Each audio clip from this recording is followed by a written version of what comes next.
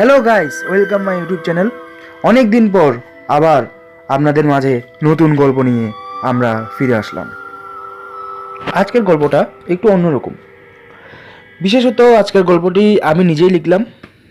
এখন কিছু ভুলও হতে পারে, নতুন লিখলাম তো চলুন কথা না বাড়িয়ে শুনে ফেলা যাক।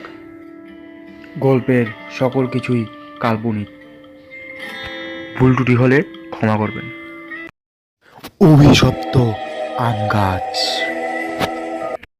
আমার নাম প্রমিত চৌধুরী। আমরা দুই ভাই, আমি ছোট আর আমার বড় দাদার নাম অমিত চৌধুরী। আমাদের আজ পরীক্ষা শেষ হলো আর কাল থেকে বিদ্যালয় বন্ধ হয়ে গিয়েছে। তাই আমার বাবা মা ঠিক করেছে দাদুর গ্রামের বাড়ি বেড়াতে যাব। দাদুর গ্রামের বাড়ির নাম হলো হিমছড়ি। সবার সাথে আলোচনা করে ঠিক হলো কাল সকাল 8:30 আমরা গ্রামের বাড়ির উদ্দেশ্যে যাত্রা শুরু করব। আমরা সবাই রাতে তাড়াতাড়ি খাবার খেয়ে ঘুমিয়ে পড়লাম। কথা মতো সবাই কাল সকাল 8:30 গ্রামের বাড়ি যাওয়ার উদ্দেশ্যে বের হয়ে গেলাম। 5 থেকে 6 ঘন্টার পথ। আমরা সবাই 2:30 ভিতর গ্রামের বাড়ি চলে এলাম। এখানে দাদু, দিদা, পিসি সকলে আছে। আরও আছে দুটো ভাই বোন। টায়ার্ডের কারণে আমরা দুপুরের খাবার খেয়ে সকলে ঘুমিয়ে পড়লাম। সন্ধ্যা 6টায় উঠে গরম গরম সিঙ্গারা, পকোড়া, চা খেলাম। নাস্তা করে আমরা সকলে একটু খেলাধুলা করলাম ভাই বোনদের সাথে। বাড়ির পিছনে দেখলাম একটা আম গাছের নিচে দোলনা আছে। আমার খুবই সেখানে চড়তে ইচ্ছে হলো, কিন্তু এত রাত হওয়ার কারণে মা আমাকে সেখানে চড়তে দেয়নি। কিন্তু আমি সবার চোখের আড়ালে গিয়ে সেখানে 5 মিনিট চড়ে এলাম। আমরা সকলে রাতের খাবার খেয়ে ঘুমিয়ে পড়লাম।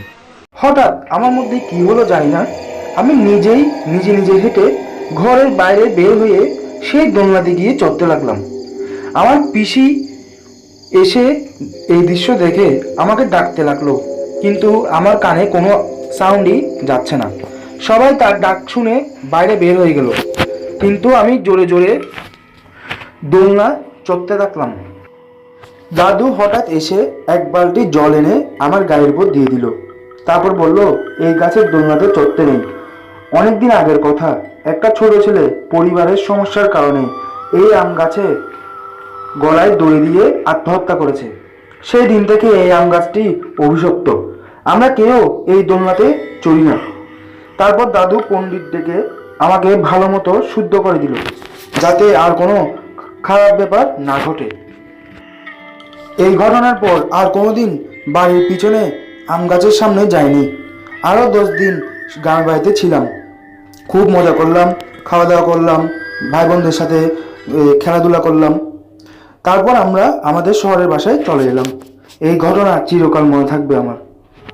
এই গল্পটা ভালো লাগলে লাইক কমেন্ট করে দিবেন, আর চ্যানেলটাতে যদি নতুন থাকেন তাহলে একটু সাবস্ক্রাইব করে দিবেন, আর বেশি বেশি শেয়ার করুন।